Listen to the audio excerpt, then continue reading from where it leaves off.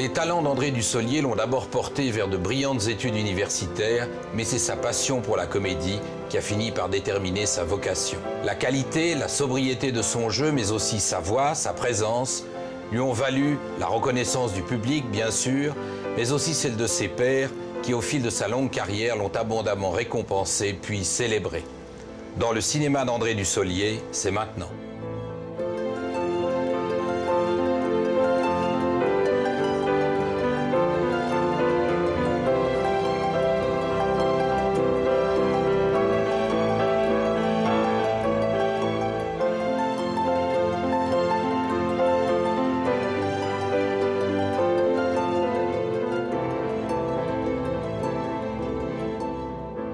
André Dussolier, bonsoir. Bonsoir. Merci d'avoir accepté notre invitation. Avec plaisir. Je crois que vous êtes venu à la comédie par passion, par vocation, mais que vous avez été, si je puis dire, contrarié par de longues études. Ce qui peut différer votre accession à tout ça, non? Oui, il y a eu des études en effet qui ont duré pas mal de temps et puis tout d'un coup, j'avais parallèlement toujours fait du théâtre que j'avais découvert au lycée à Saint-Julien-en-Genevois grâce à un professeur qui montait des pièces et ça me plaisait énormément. Et donc, au bout des études, j'ai voulu quand même donner libre cours à cette passion. J'ai voulu tenter l'aventure, bien que comédien professionnel, ça paraissait inenvisageable.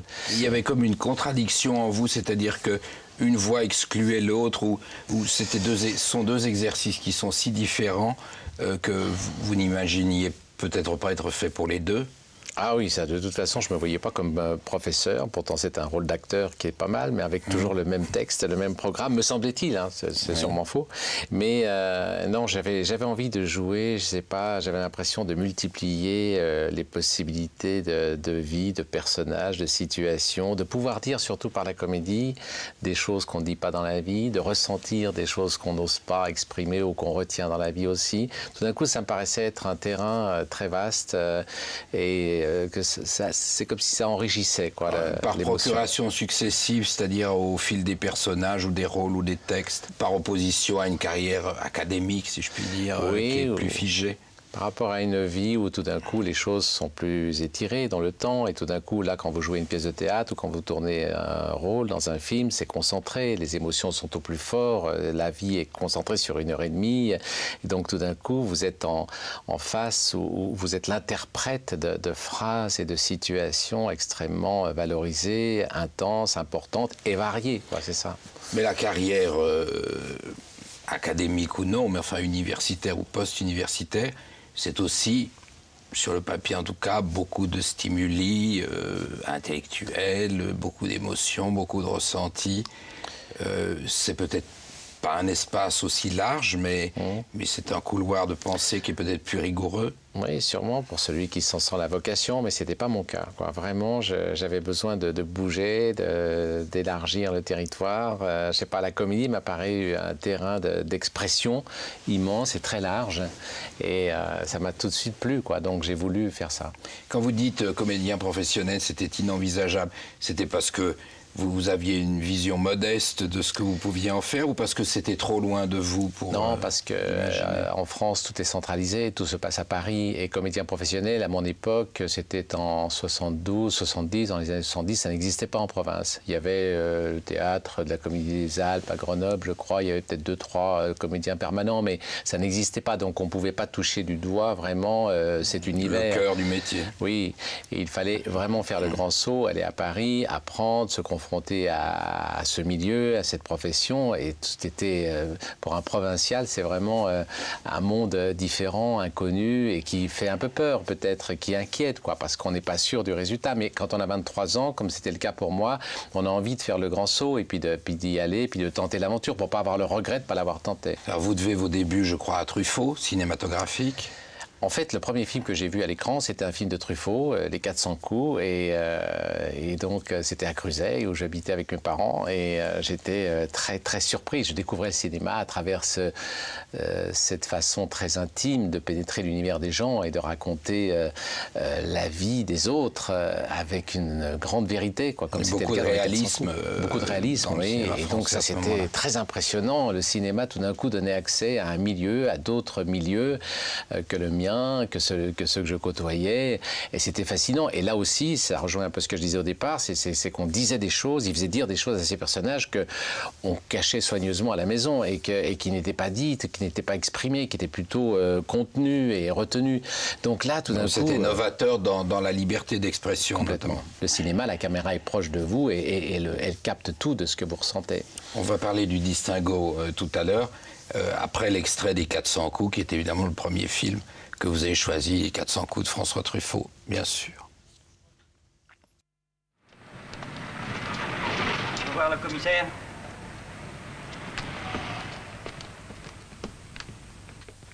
On a tout essayé, monsieur le commissaire. La douceur, la persuasion, les sanctions. Remarquez, on ne l'a jamais battu, ça on peut pas dire. Il y a des cas où les bonnes vieilles méthodes... Oui, bien sûr. Seulement, c'est pas notre genre à sa mère et à moi.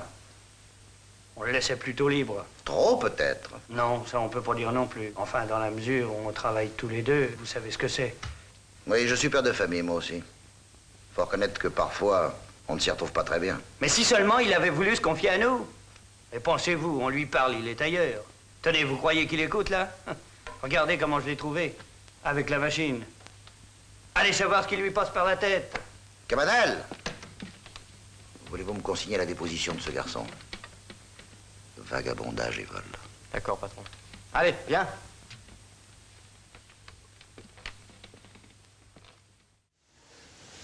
Vous pensez que la mémoire du cinéma français rend justice à Truffaut aujourd'hui, ou est-ce que tout ce qu'il avait précisément de novateur dans sa façon de raconter la vie a un peu disparu de l'inconscient comme ça?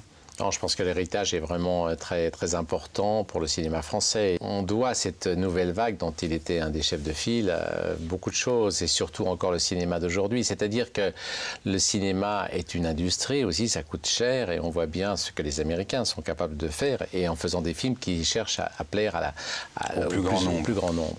Tandis que le cinéma français, grâce à Truffaut, grâce à des metteurs en scène qui étaient auteurs de leur script, mais aussi réalisateurs. Et donc, il y a une particularité, une singularité qui fait qu'aujourd'hui encore, on écrit et on réalise en même temps son film. Et à chaque fois, chaque année, on voit apparaître des films qui ne se font pas ailleurs, quoi, et même les Américains. Pour la marque de l'auteur. Oui, oui, c'est ça. Et il y a des surprises. Moi, je me souviens avoir appartenu à ce cinéma d'auteur qui me faisait peur un peu au départ, parce que, bon, je me disais, oh là là, il y avait vraiment la séparation, le cinéma d'auteur et le cinéma public. Et je me disais, bah, quand on est acteur, on a envie aussi de plaire d'être vu, bien sûr. Et en même temps, je me suis rendu compte au fur et à mesure, d'ailleurs c'était un des premiers films qui a eu le plus de succès, c'était 3 hommes à un couffin. Colline Serrault était une metteur en scène comme on dit, elle appartenait au cinéma d'auteur. Elle avait fait des films qui n'avaient pas beaucoup marché. Et chaque année, on voit des films comme ça qui sont authentiques et qui font que tout d'un coup, les metteurs en scène racontent leur sujet à leur façon, et tout d'un coup, ça attire la curiosité des autres. Le succès populaire était tout à fait, si ce n'est imprévisible, en tout cas imprévu. Imprévisible. Ce n'est pas un film dont on a imaginé l'écho. Non, parce qu'il y a un remake américain. Ah oui, oui. Et puis c'était à l'époque où Rambo triomphait. C'était vraiment à l'inverse des sujets qu'on faisait à l'époque. Contre-emploi public. Contre-emploi total. Donc c'était une surprise. Mais chaque année, il y a des surprises. Chaque année, il y a un metteur en scène qui raconte ce qu'il a envie de raconter, et ça vient de nulle part. Et justement, cette singularité-là provoque la curiosité, ou attire la curiosité des spectateurs. D'ailleurs, les Américains copient ou font des remakes de films comme ça qui sont créés ici, quoi. Des comédies fraîches. Oui, avec des sujets originaux. Et donc, c'est ça la grande force du cinéma français. Et ça vient, je pense, de cette nouvelle vague, de ces auteurs qui ont écrit vraiment les sujets qu'ils avaient envie d'écrire. C'est quand même la possibilité pour le cinéma français d'exister par lui-même, avec une originalité, une liberté qu'on ne retrouve pas ailleurs. Alors, on va faire un saut immense dans le temps, et puis après, on réhabitera la parenthèse, et on va vous voir dans un personnage tout à fait particulier. Si vous le voulez bien, on va regarder l'extrait tout d'abord, et puis on en parlera juste après. C'est une exécution ordinaire de Marc Duguin. Vous incarnez, c'est le mot, le rôle de Staline. C'est la première fois que je te vois en plein jour, que je découvre une belle femme aux beaux cheveux. Une belle Russe dont nous pouvons être fiers.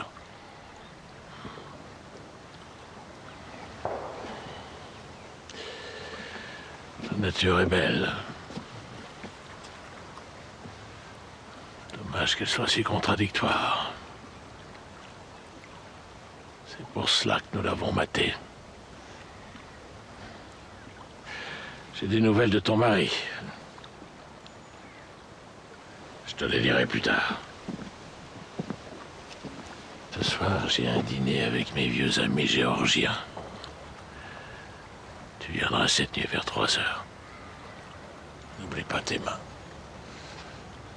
Je viendrai avec mes douleurs.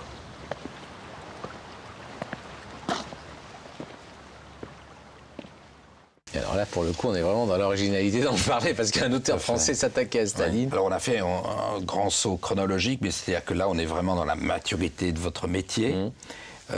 Dans l'abord du personnage, évidemment, j'ai été interpellé sans me posant, j'espère, les questions que vous êtes posées avant que de commencer. La première question, c'est la langue. Sur la crédibilité du personnage, est-ce qu'on peut imaginer incarner un dirigeant russe aussi puissant dans la mémoire collective en parlant en français? Bon, alors, c'est en français, c'est une convention. À partir du moment où on accepte la convention, il faut jouer on avec. se laisse aller à l'histoire. Et je pense que l'histoire était crédible par l'ambiance qui était créée, par les rapports entre les personnages, par la connaissance qu'avait Marc Duguin de la Russie. C'était extrait d'un de ses livres, Une exécution ordinaire. Et tout ça a contribué quand même à une cohérence et qui a fait que, auprès des spectateurs, je voyais bien que, passé la surprise, peut-être bien, on rentrait dans l'histoire. Ouais. Et vous êtes, de quelle façon est-ce que vous êtes entré là véritablement dans le personnage? C'est un personnage quasi vivant, enfin vivant dans l'histoire contemporaine. Il y a une étude gestuelle, historique. Oui, parce que c'est un personnage évidemment très très éloigné de moi physiquement et tout. Donc j'étais très surpris quand Marc Duguin me l'a proposé, et Jean-Louis Livy aussi, le producteur. Et j'ai fait des essais, et puis en effet je me suis appuyé sur des films existants où on voit Staline faire des discours, et donc en effet il faut attraper le fil comme ça et de voir un peu comment il se comporte. Oui, la manière d'être, la manière de parler aussi, ou la manière de regarder. Il avait cette manière d'être toujours un petit peu en arrière, comme ça, avec l'œil un peu assassin et plissé. Et puis, voilà, donc ça, je passe des heures à voir des extraits et à m'en inspirer, à ressentir les choses de l'intérieur. Et puis après aussi, même dans la voix, il y a quelque chose de différent aussi pour être un peu plus proche de la voix qu'il avait. Il y avait un paternalisme dans la voix qu'on voit bien dans la scène, d'ailleurs. Voilà, il y a un côté comme ça où on ne voit pas du tout le danger arriver, et à chaque fois, et ça a l'air très doux, ça a l'air paternaliste comme vous dites, et c'est vrai, le petit père des peuples, mais en même temps la violence est là à chaque point de phrase, à chaque réplique, c'est terrifiant. Et il y avait quelque chose d'assez intense dans ce rôle et dans ce film qui m'ont bien plu. Puis surtout, ça correspond à l'idée que je me fais du métier de comédien. C'est-à-dire que pour moi, je suis né en tant que comédien, en tout cas, avec toute cette génération d'acteurs américains qui vraiment se métamorphoser d'un rôle à l'autre. Et là, pour le coup, j'étais servi, quoi. Jouer Staline, c'était vraiment à l'opposé de ce que je pouvais imaginer. Sans, si je puis dire, barrière, non pas artistique, mais barrière morale. Si vous prenez, par exemple, l'exercice fabuleux qui était celui de Bruno Ganz dans le rôle d'Hitler, qui probablement n'a pas été récompensé à sa hauteur, à cause du jugement moral qu'on porte sur le personnage, alors que c'est pas le sujet. Vous auriez pu, à supposer que la proximité physique ait existé, vous auriez pu entrer dans un personnage comme le sien, comme celui d'Hitler? Pourquoi pas, si c'est pour en effet comprendre un peu mieux l'histoire ou approcher un peu mieux un personnage qui de toute façon reste fascinant, et peut-être fascinant aussi par le fait que les Allemands et tout un peuple l'a suivi dans ses excès. Et c'est vrai que quelquefois ça peut avoir de l'intérêt de montrer surtout l'intimité ou des aspects méconnus d'un personnage qui est connu par ailleurs sur un plan historique et de façon un peu générale. Et donc là, si tout d'un coup on peut percer le mystère et approcher la personne, c'est vraiment intéressant. On continue notre voyage dans vos choix, puisque cette émission, ce sont vos choix, dans votre cinéma, mais aussi dans celui des autres. Là, on reste dans le vôtre avec ce film merveilleux de Jean Becker dont on va parler, Un crime au paradis, une scène d'anthologie entre André Dussolier et Jacques Villeray. Voilà. J'ai tué ma femme. Ah bon, quand ça? Hier au soir à dîner. Hier soir? Vous êtes libre? Mais parce que personne ne le sait, par vous.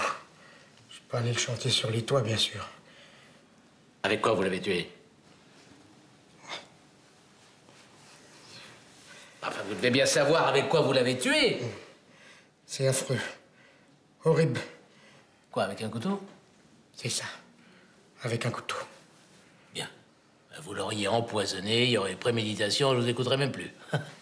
C'était mieux avec un couteau. C'est bien ce que je me suis dit. Vous êtes dit ça avant ou après sa mort? Quoi donc? Qu'avec un couteau, c'était mieux. Mais c'est vous qui l'avez dit. Comment ça?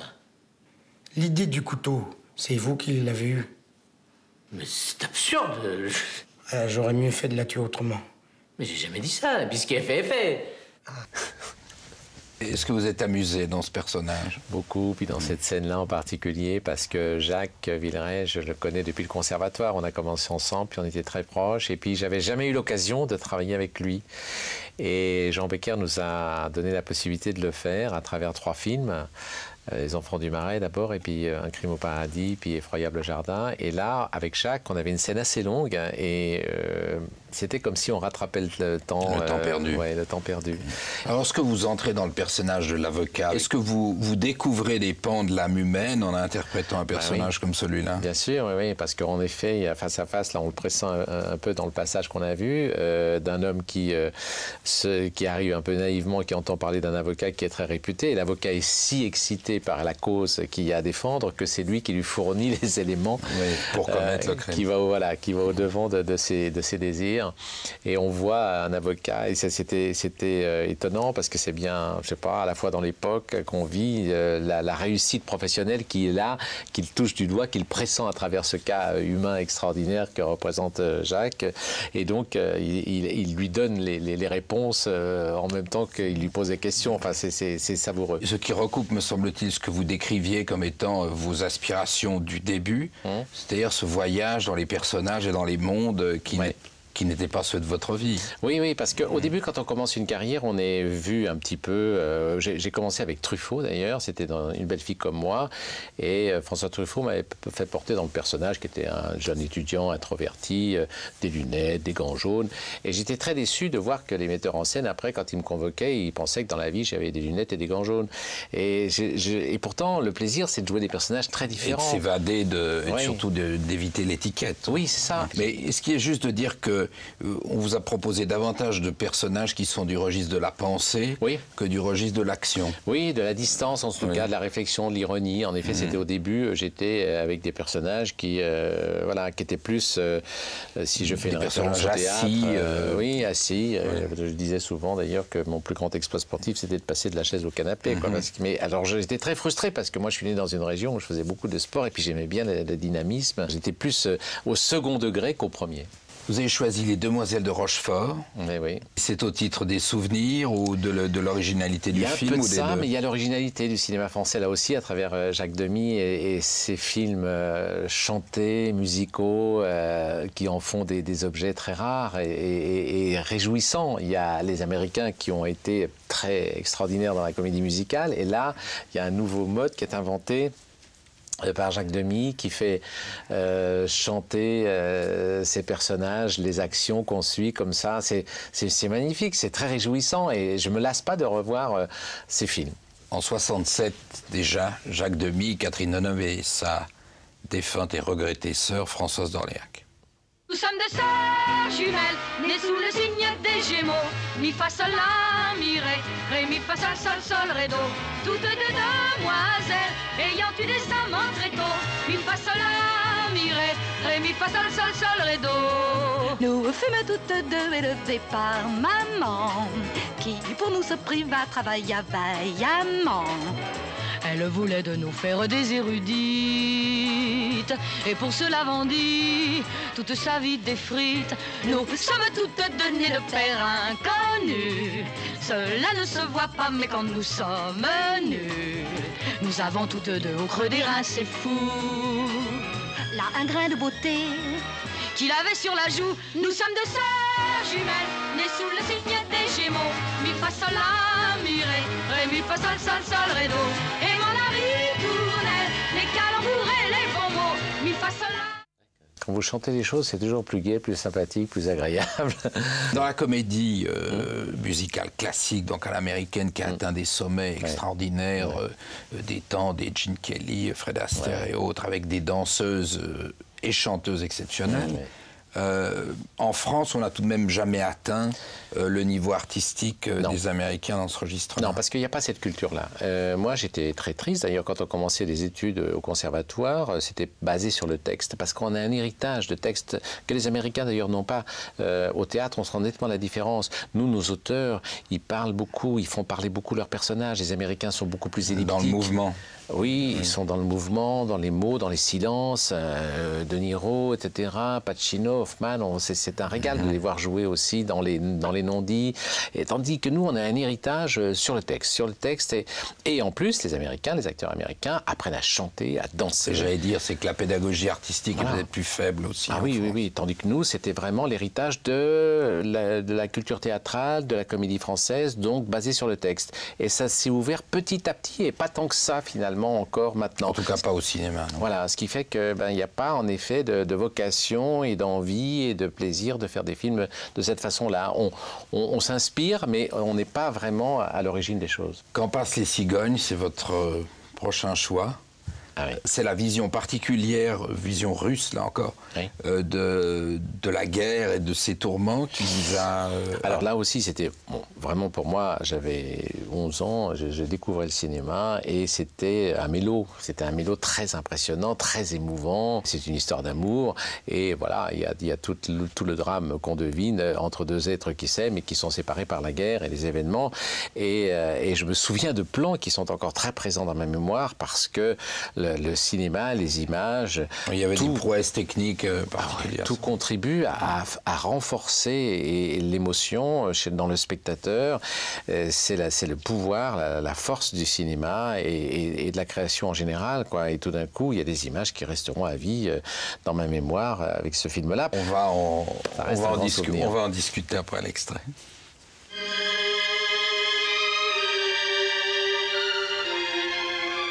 Нет войны. Странно, верно?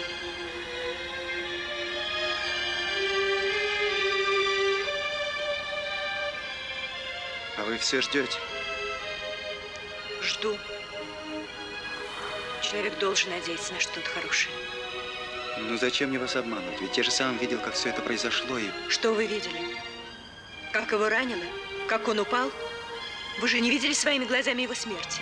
Нет, почему же тогда нет никаких известий? Мало ли что бывает. От Степана тоже нет известий. Но он скоро приедет. На заводе знают, он находится в каких-то особых частях. Даша обещала сказать, когда это будет. Борис жив. Жив.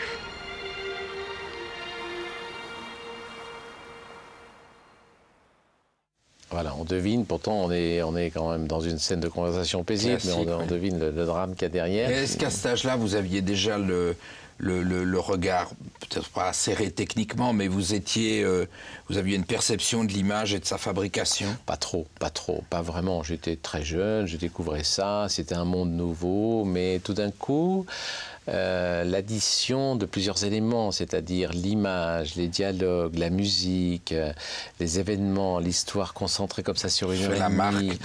Ah oui, tout d'un coup, c'est du jamais vu, ça, c'est du jamais vécu, c'est du jamais ressenti ailleurs qu'au cinéma et au théâtre un peu différemment, il faut que ce soit parfait au théâtre, mais là le cinéma tout d'un coup vous plonge dans un univers qui vous prend, qui vous saisit, qui vous émeut. C'est la découverte du cinéma. Il y a des films avec lesquels vous avez, j'imagine, voyager intérieurement plus longtemps que d'autres, c'est-à-dire que celui-là, si vous en souvenez, c'est des personnages qui vous marquaient par leur dimension. Dans le russe, il y a un traitement de la dramaturgie qui est tout à fait particulier. Oui, il y a l'émotion toujours qui est là au premier plan, et puis toutes les questions qu'on se pose, eux, ils y vont carrément, je sais pas, ils expriment leurs sentiments toujours à haute voix, et je sais pas, c'est prenant, c'est tout à fait ce qu'on pense, ce qu'on dirait dans pareille situation. Il y a une sorte de liberté émotionnelle chez eux. Vous étiez adepte des précurseurs russes, même les Eisenstein, les fabricants vraiment du premier cinéma? En fait, c'était vraiment ma découverte du cinéma à travers un film qui était là à cette époque-là. Après, je l'ai découvert beaucoup plus tard, l'histoire du cinéma, tout ce qu'ils ont apporté, ce dont vous parlez, dans tous les cinémas d'ailleurs. Et c'est là qu'on voit qu'on peut raconter des histoires de façon si différente et qui appartiennent à des cultures différentes. Et puis la mise en scène aussi contribue à créer d'émotions. Je crois même que c'est un Russe qui disait que selon qu'on montait un plan où quelqu'un regarde un plat de pâtes, eh ben on peut le faire soit pleurer, soit le faire rire, selon la manière de monter les choses. Donc il y a tout en effet une technique qui contribue à provoquer l'émotion. Et quelquefois, on adore être manipulé quand on est spectateur par un metteur en scène qui sait si bien vous emmener là où il veut. Et le regard du professionnel, c'est tout de même, avec les années, quelqu'un qui voyage moins bien dans l'histoire. Ah, quand même, je me laisse bien prendre. Qu'il est moins client, si je puis dire. Oui, on voit les ficelles, peut-être bien à certains moments, mais en même temps, moi j'aime bien justement que le metteur en scène soit si fort qu'il me les fasse oublier. Donc vous n'avez pas la réserve de celui qui... Je suis pas blasé. Connaît, voilà. Qui non, connaît je suis pas blasé. J'aime bien me laisser prendre. J'aime bien être candide et me laisser prendre dans une salle de théâtre ou de cinéma. J'adore ça, j'y vais pour ça, oui. Maintenant, on va regarder l'extrait d'un de vos films. Film par lequel on s'est tous laissé prendre, puisqu'il s'agit de Tanguy. Je t'aime, papa. C'est ça, moi aussi. Allez, bonsoir. On va pour charrier.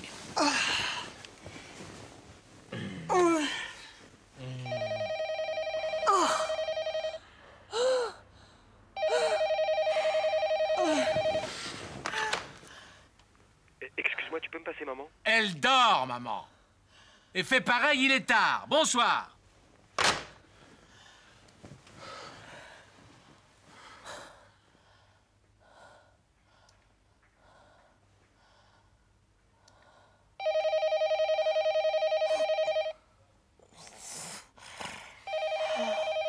Je sens mal, Paul. Quoi encore? J'ai du mal à respirer. Ouvre la tête!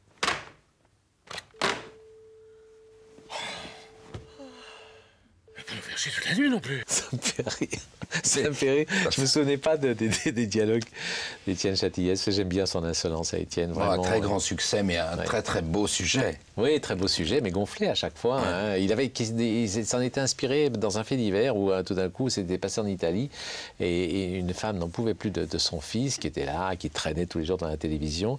Et donc, elle l'avait foutu dehors, elle avait fait changer même les verrous. Et lui, il avait fait un procès, il avait gagné. Donc ça l'a inspiré. Et là, il a toujours des sujets comme ça, inattendus. C'est une mécanique comique et dramatique qui vous a frappé à la lecture? Oui, et puis alors, moi, la comédie, j'y vais pas... Enfin, on me la propose pas si souvent que ça. Donc, avec Étienne Châtillès, j'étais vraiment servi parce que je sais que là, c'est une comédie acerbe, insolente, ça va loin. Et quelquefois, on se disait, oh là là, comment les gens vont réagir? Parce que mettre des vis dans le parquet pour que son fils se fasse mal aux pieds et pour qu'il dégage de l'appartement, c'est loin. De la popularité. Voilà. Et non, ça a fonctionné parce que c'était une époque, en effet, où c'était un sentiment, voilà, qui était dans la collectivité, où on se disait, les enfants qui s'accrochent comme ça, comment s'en débarrasser. Mais bon, c'est quelque chose de... C'est plus difficile à faire pour vous, pour l'acteur que vous êtes, un personnage, un rôle comme ça, parce que faire rire, comme on le sait, participe souvent de la difficulté majeure, que des registres plus dramatiques, plus classiques. Disons que la comédie peut faire passer des choses, voilà, peut faire passer des idées insolentes comme ça, ou qui sont dans l'inconscient collectif, et donc là, on sait qu'on a une matière, et Étienne Châtillès se sert de la comédie pour ça, pour dire des choses, et que là, ça va passer avec la situation, la drôlerie, et qu'on participe un peu à la vie de ses parents qui ont envie de se débarrasser, entre guillemets, de leur fils. Vous regardez ce qui est tourné tout de suite après, ou alors le film avant qu'il ne soit monté ou terminé, ou est-ce que Vous gardez vos distances. Oui, oui. J'ai arrêté un jour. On tournait Mélo avec Alain Resnais, et puis j'allais voir les rushs, et puis j'aimais bien une certaine prise qu'on avait fait, et puis il n'a pas monté celle-là. Alors je me suis dit, il ne faut pas que j'aille voir les rushs, ça ne sert à rien. Le travail, il est fait sur le plateau, puis après, le film appartient au metteur en scène, et c'est logique, c'est lui qui l'a conçu, et c'est lui qui le monte, et donc mon travail, il se limite au travail que je peux faire sur le plateau, et puis c'est tout. Vous avez eu des situations difficiles de plateau, soit de conflits avec les acteurs et les metteurs en scène, de rapports d'autorité. Bien sûr, ça arrive, ça c'est la cuisine. On ne vous imagine pas dans l'affrontement. Non, mais ça arrive. Un jour, par exemple, en tournant Staline, on était en Roumanie, c'était extrêmement difficile, on faisait des journées très très longues, et tout d'un coup, la journée était normalement terminée, et puis il y avait beaucoup de figurants qui étaient là, et puis il fallait aller vite, et on me dit, bon, il y a une autre scène à tourner. Bon, d'accord, mais je demande 10 minutes pour me concentrer quand même. Bon, je vais dans un coin et dans une pièce comme ça, puis tout d'un coup, une personne rentre pour aller chercher un costume et ça me dérange, ça me rend fou de rage et j'explose. Mais j'explose, j'étais habillé en Staline, j'avais la moustache de Staline, c'était un... Et là, je voyais les gens en face de moi qui rigolaient et j'avais l'air d'être un chauffard français qui gueulait avec ma voix qui n'était pas celle de Staline, etc. Et qui faisait une crise, n'était pas crédible. Et voilà, c'était donc, vous voyez, on peut péter les plombs, mais en même temps, ça peut être d'un grand comique. Alors, puisqu'on est dans le rôle de composition, on va entrer dans un autre rôle composé merveilleusement par Marlon Brando lui-même dans Le Parrain, le premier de la trilogie que vous avez choisi, de Coppola, bien sûr. How did things ever get so far? I don't know. It was so unfortunate, so unnecessary. Natalia lost the son. I lost the son. We're quits. And if Natalia agrees, then I'm willing to let things go on the way they were before. We are all grateful to Don Corleone for calling this meeting. We all know him as a man of his word. A modest man, he'll always listen to reason. Yes, Don Barzini. He's too modest. He had all the judges and politicians in his pocket. He refused to share them. When did I ever refuse an accommodation? All of you know me here. When did I ever refuse? Except one time. Ouais, pour moi, c'est vraiment, c'est pas un exemple type de l'invention d'acteur. D'abord, Marlon Brando, il était à ce moment-là, personne n'en voulait. Hein, dans un creux. Dans un creux. Et puis, il a inventé ce personnage, d'ailleurs, en inventant cette voix, en augmentant ses maxillaires. Là, il avait voulu passer des essais, si je me souviens bien. Enfin, bon, il avait même dû.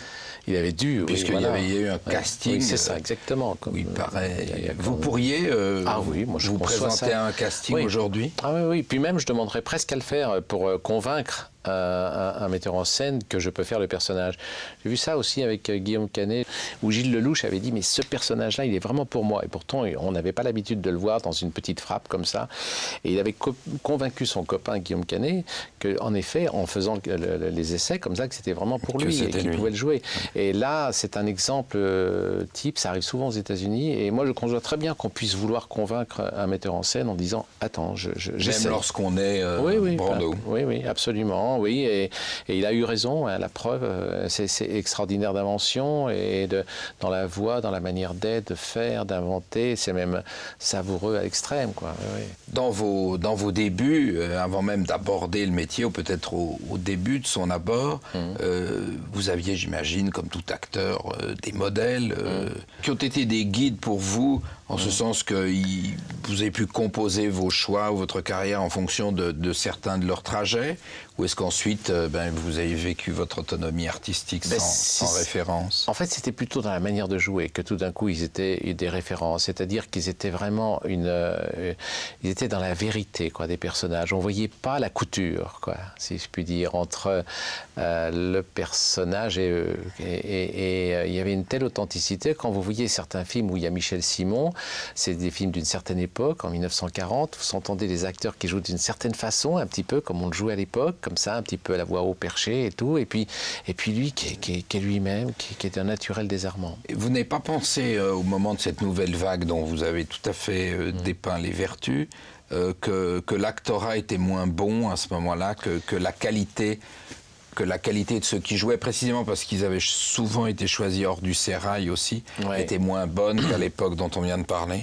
Ça participait d'une certaine démarche. On voulait se différencier à la nouvelle vague du cinéma peut-être plus classique, convenu, plus appris, avec des acteurs, etc. Donc on voulait aller chercher sur le terrain la vérité, raconter la vérité avec des gens qui étaient proches de plus vrai mais moins juste. Voilà. Mais bon, après, on s'aperçoit qu'à ce moment-là, on l'a vu d'ailleurs dans des films italiens, je me souviens du Voleur de bicyclette, où un acteur peut être l'acteur d'un rôle, et puis après... il disparaît. Voilà, parce que on sait que c'est un métier. Et le but, c'est de faire oublier le personnage qu'on a joué précédemment, évidemment, et de toujours surprendre. C'est ça, moi, mon plaisir de spectateur, c'est de me dire dans la salle, même avec un acteur que je connais, qu'est-ce qu'il va me faire aujourd'hui à travers ce personnage, et d'être totalement le personnage. C'est ça que j'aime beaucoup, parce qu'à ce moment-là, je voyage avec lui, et dans l'histoire qu'il me raconte. Vous avez parlé d'Alain Resnais tout à l'heure, on va y revenir, puisque c'est un metteur en scène avec lequel vous avez beaucoup travaillé. On regarde, si vous le voulez bien, un extrait de « On connaît la chanson ». Camille ? Mais qu'est-ce qu'elle a? Qu'est-ce qu'il y a? Chut. Pas bien, quoi, chut. Dites-leur que la visite est terminée. Voilà, oui, la visite est terminée. Merci beaucoup, mais c'est terminé, là. Camille? Camille, ça va?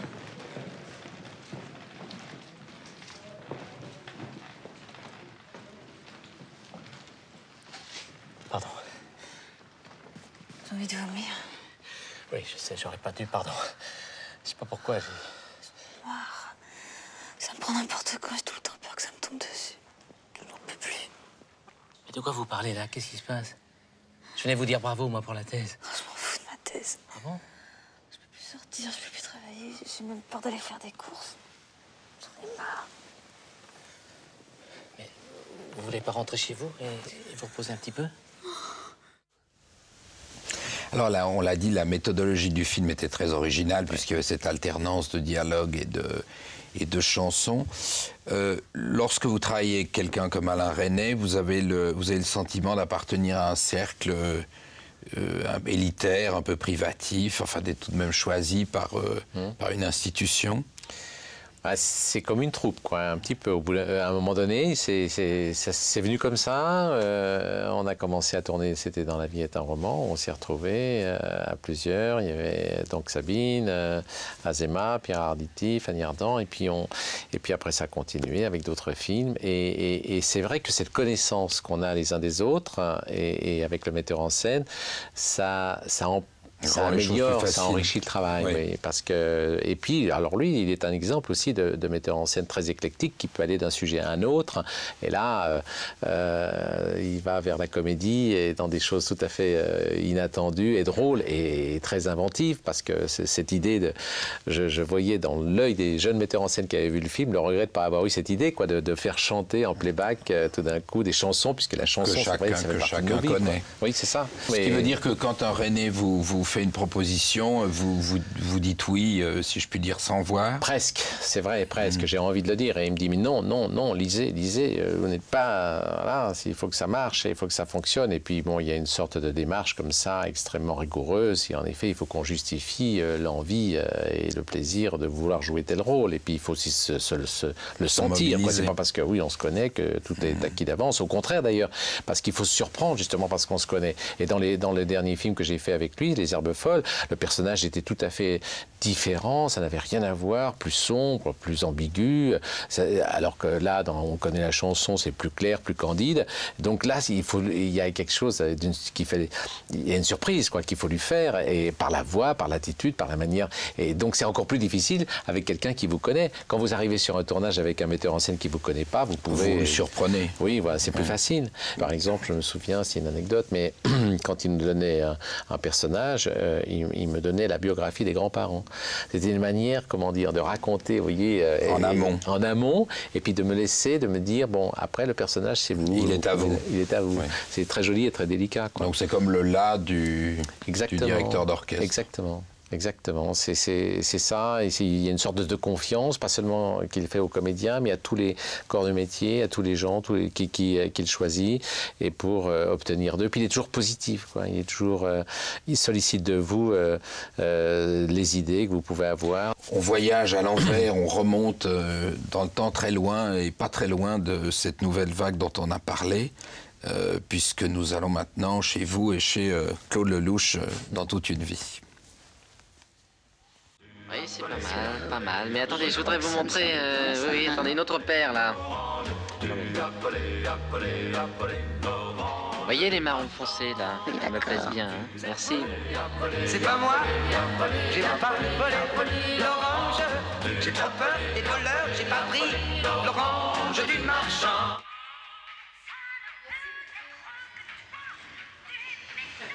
Même plus pissé à l'œil. Puis là, vous pourriez avoir des toilettes qui soient propres. Qu'est-ce qu'elles ont, des toilettes? Bah, allez les voir.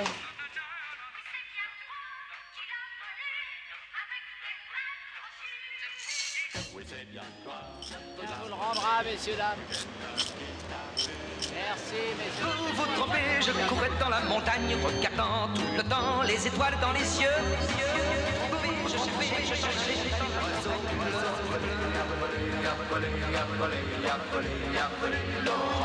mais non. Alors là, on est dans un Lelouch qui est déjà à maturité, puisque nous sommes en 74. Mais le Lelouch des débuts, est-ce que vous le voyez proche du Truffaut dont on a parlé tout à l'heure? C'est pas la même chose. C'est pas la même chose. Il y a quand même la spontanéité, l'invention, l'imagination, l'immédiateté, le présent. Oui, il y a ça en commun, ça c'est vrai. Peut-être il y a un homme de spectacle chez Claude Lelouch qui est là toujours présent. On voit voilà, Gilbert Bécaud qui chante. Il y a une invention de tous les instants. Cette scène me fait me souvenir de choses incroyables parce qu'il utilisait vraiment la spontanéité des lieux. Il m'a dit, tu sais, on va aller tourner là cette scène, tu vas être poursuivi par les flics, et puis il se mettait lui avec sa caméra sur l'épaule.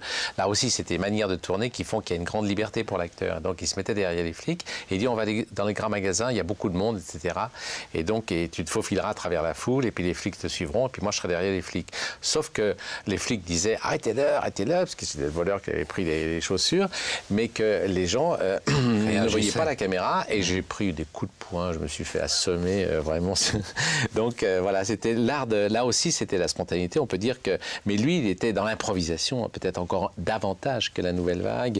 Il cherchait la vie la réalité vitale. Oui, absolument. Oui. Ce qui lui a fait d'ailleurs, ce qui a fait que souvent il a travaillé lui aussi avec des non-professionnels ou alors des gens de spectacle mais qui n'étaient pas des acteurs. Oui, une grande originalité dans ses choix, dans les castings, dans les comédiens qu'il a révélés, hein, ou qu'il a révélé pas seulement dans ce qu'il faisait, mais dans d'autres partitions. Alors on va terminer par un choix classique, le vôtre.